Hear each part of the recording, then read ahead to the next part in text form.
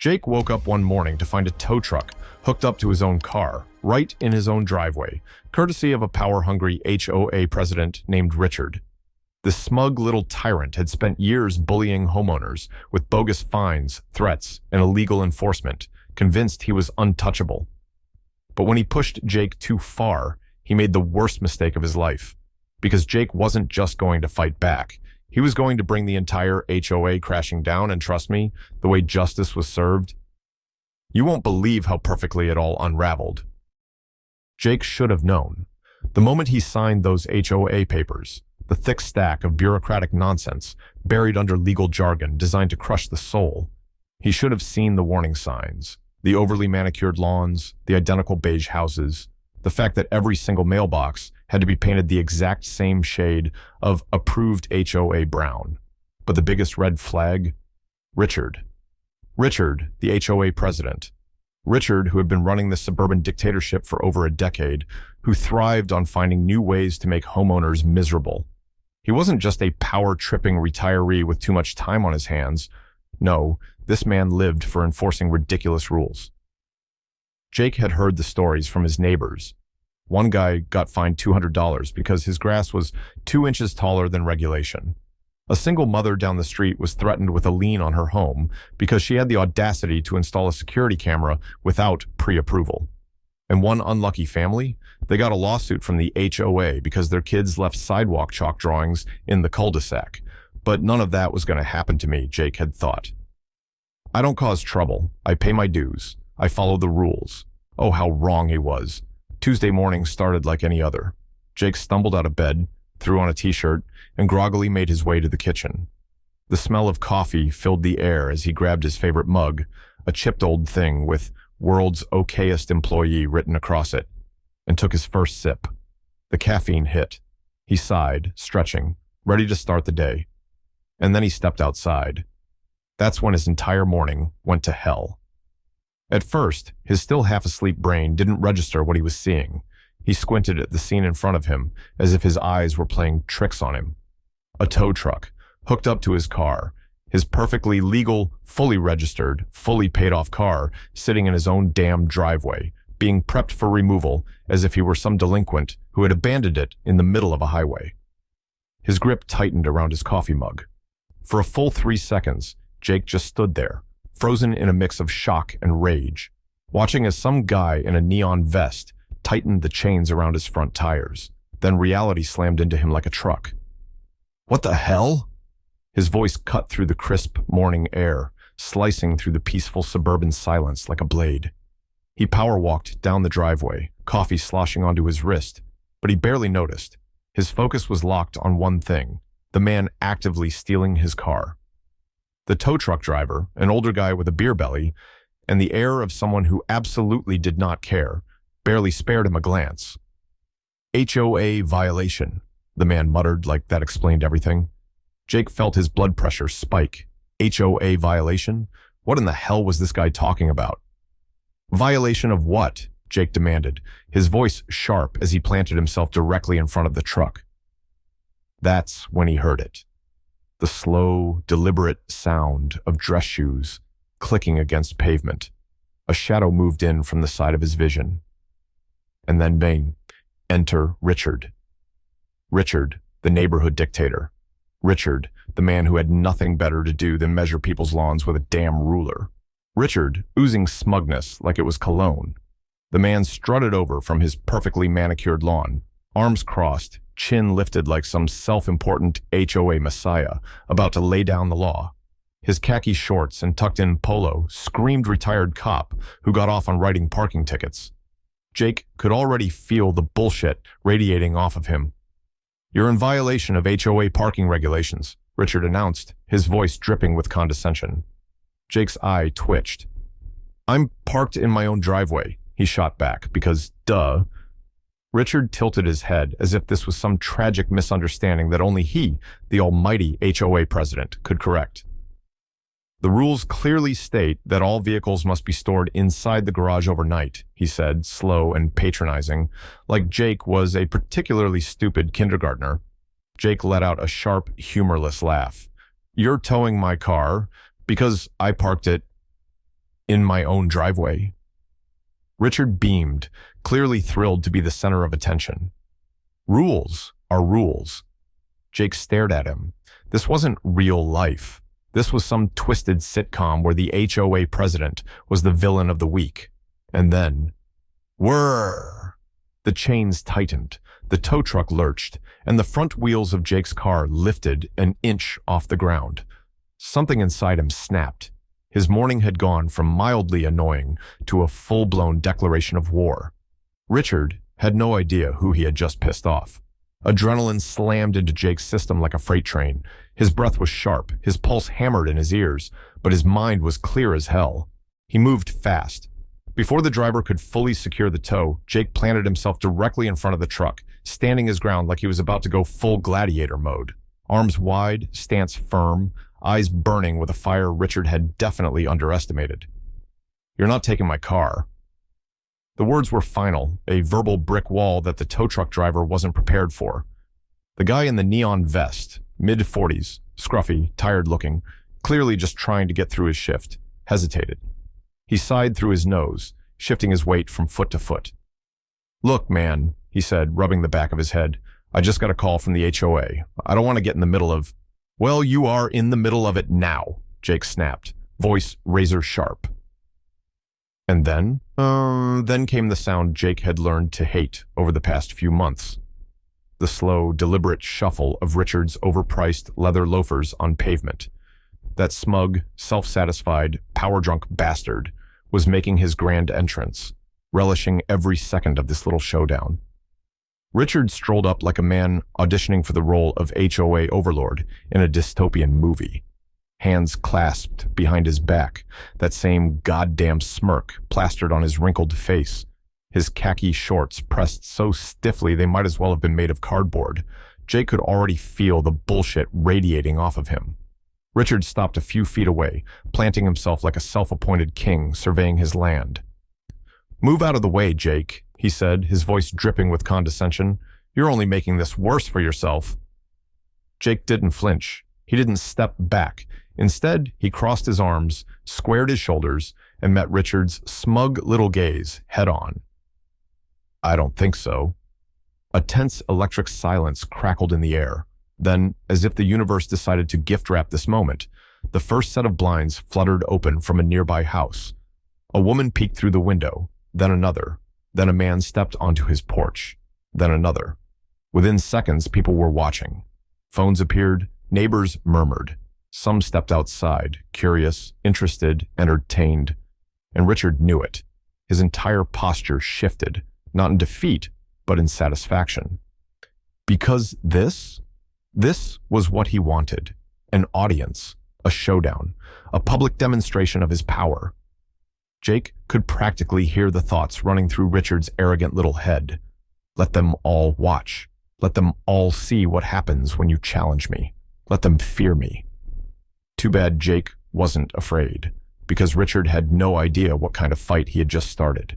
With one smooth, deliberate motion, Jake reached into his pocket, pulled out his phone, hit record, and angled the camera right at Richard's smug face. "Say that again," Jake said, his voice loud, clear, and ice cold. "You're having my car towed from my own property because of a rule that's not even legally enforceable?" Richard's smirk faltered. Not by much, not yet, but Jake saw it, saw the flicker of uncertainty in the old man's eyes. But Richard was nothing if not a seasoned HOA tyrant. He recovered fast, adjusting his polo, squaring his shoulders. "You signed the HOA agreement," Richard said, voice sharp, quick, defensive. "You agreed to abide by the rules." Jake didn't even blink. He just tilted his head slightly, eyes narrowing. "Really?" he said, tone casual. "Because I actually read the agreement, and nowhere does it say you have the right to tow vehicles from private driveways." Richard's jaw tightened. There it was. The first crack in his fake, all-powerful confidence. Jake saw it. The neighbors saw it. And Richard knew they saw it. "I suggest you lower your voice," Richard snapped, irritation seeping into his tone. Jake just smiled. Not a friendly smile. Not even close.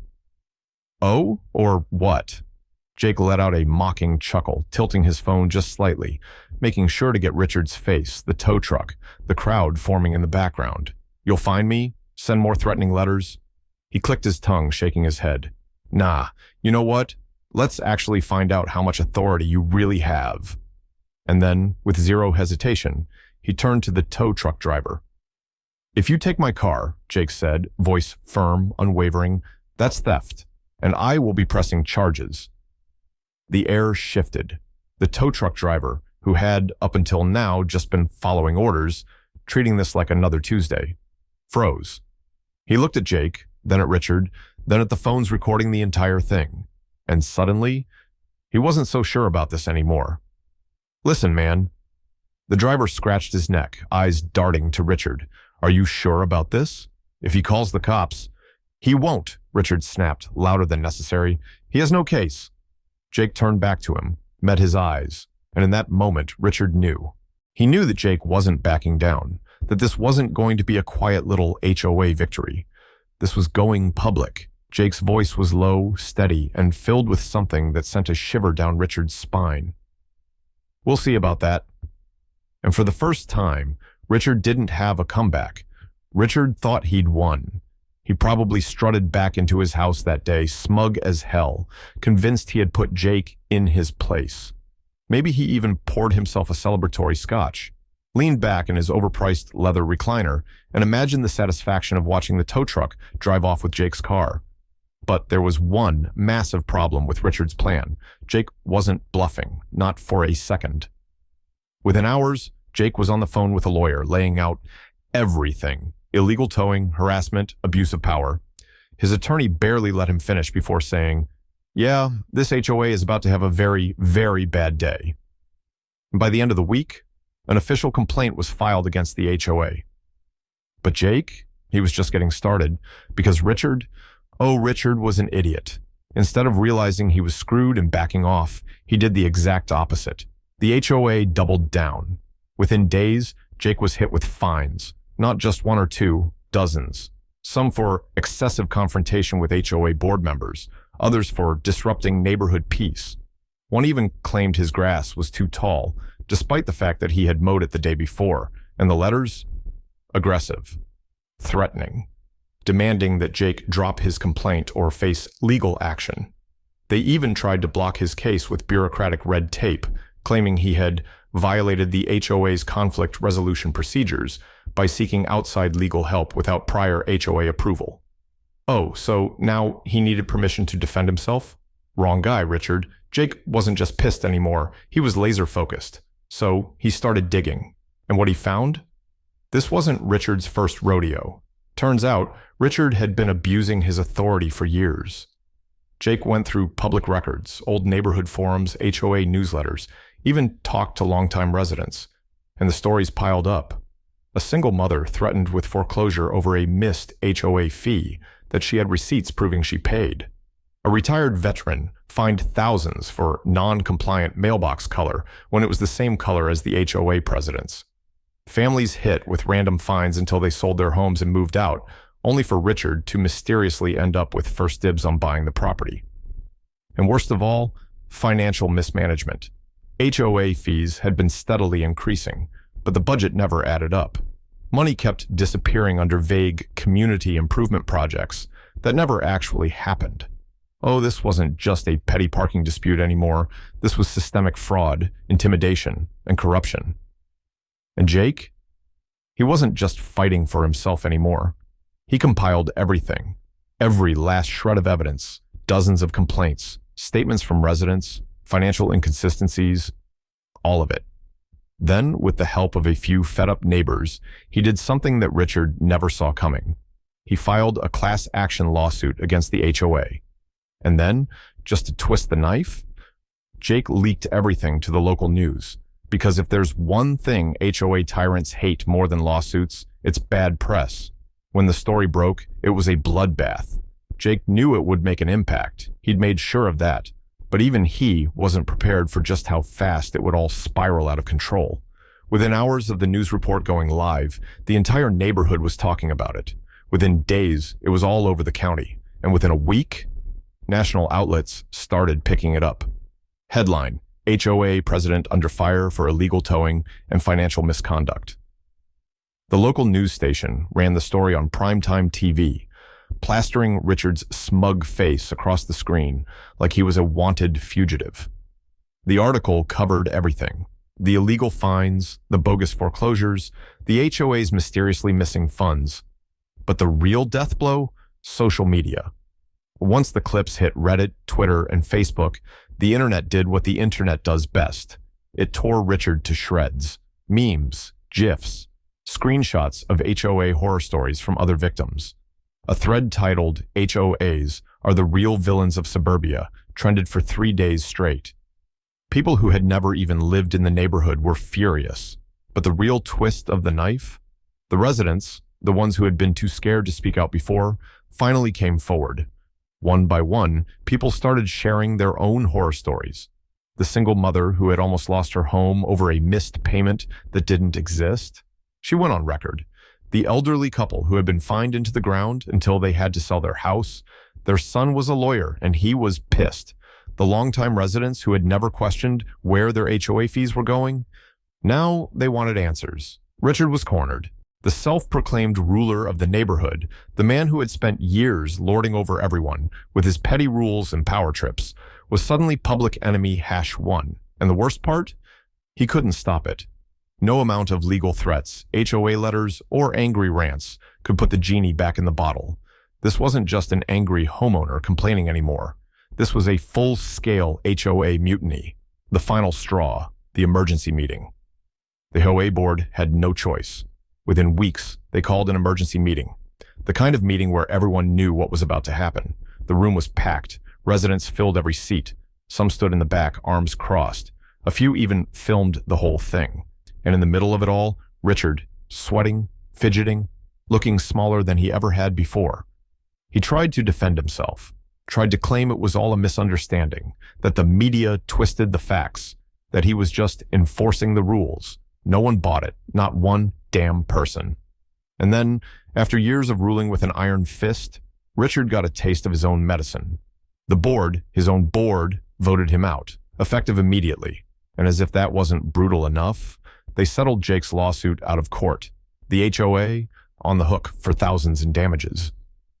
Jake walked away with a fat payout, a fully intact car, and a massive, well-earned smirk.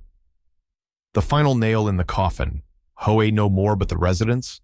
They weren't done. Richard was gone, but his legacy of HOA tyranny still loomed, and the people had had enough. So, in the ultimate act of revenge, the neighborhood held a vote to dissolve the HOA entirely. No more ridiculous rules, no more BS fines, no more power-hungry tyrants policing people's lawns and cars, and the result? An overwhelming yes.